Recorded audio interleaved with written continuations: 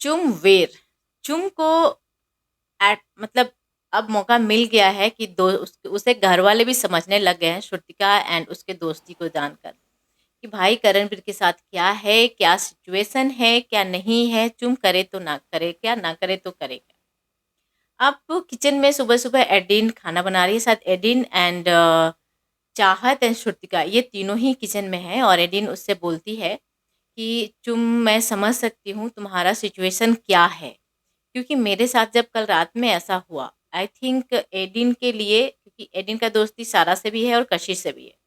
सारा भी बैठती है एडिन के साथ, टाइम बिताती है, कशिश भी बैठती है, बट हाल ऐसे और सारा कशिश का भी बनता था, पर हाल फिलहाल में दोनों का झगड़ा चल रहा है। अब चिकन ही जैसे बनाई थी सारा ने और बोला कि नहीं नहीं खाओ, तो कशिश ने मना कर दिया, उसको दिग्विजय का चिकन था, उसको नहीं चाहिए था, तो वहाँ पे सारा को बहुत गुस्सा आ गया कि तुम, मैंने बनाया कैसे मना कर दी। अरे भाई उसका अपना अलग इशू है, वो हो गया। तो शायद कल, क्योंकि एडी ने बोला कि जब कल रात मेरे साथ हो रहा था ना, जब सारा और कशिश कर रहे थे, तो मुझे समझ में आया तुम्हारा सिचुएशन, मैं कोरिलेट कर रही थी कि दैट इज़ द सेम। तो मे बी एडिन को सारा और कशिश ऐसे बोल रहे होंगे कि तुम मेरे पास बैठो, मेरे पास बैठो, इस तरह की कुछ चीज़ है।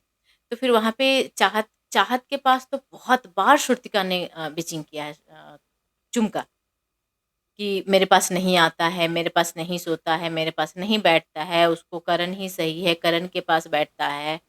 अरे यार तुम कब समझोगी यार कि रिश्तों में फ़र्क होता है। वो बेचारी जो हमेशा बोलती है कि मैं डिवाइड कर दूँ, तो क्या वो सच में डिवाइड करती खुद को?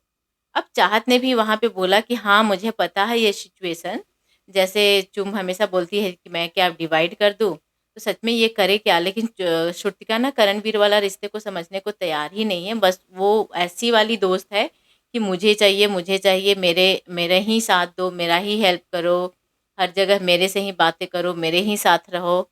यार मैंने देखा है, मेरा लाइफ आई एम मतलब बोर्डिंग स्कूल का रहा है मेरा, बहुत छोटी थी मैं, तब से बोर्डिंग स्कूल में रहती थी।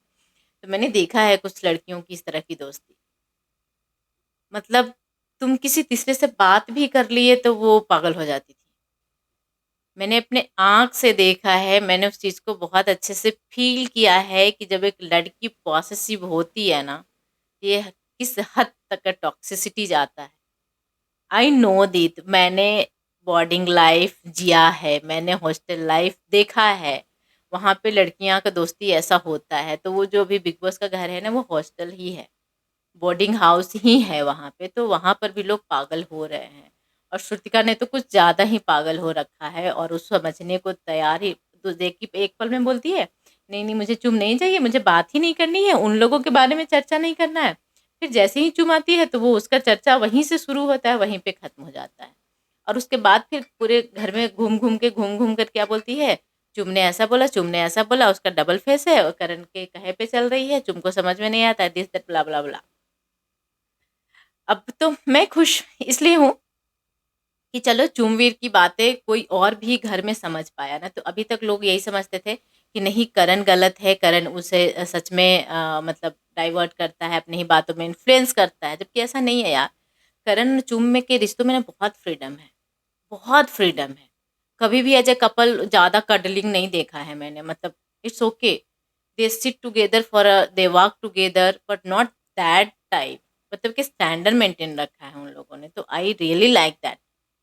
तो चलिए अब आप लोगों को क्या कहना है, अपना राय कमेंट बॉक्स में जरूर बताइएगा। Thank you so much everyone, देखते रहिए टीवी 78। मेरे चैनल को सब्सक्राइब कीजिए, वीडियो को लाइक अपना शेयर जरूर कीजिए।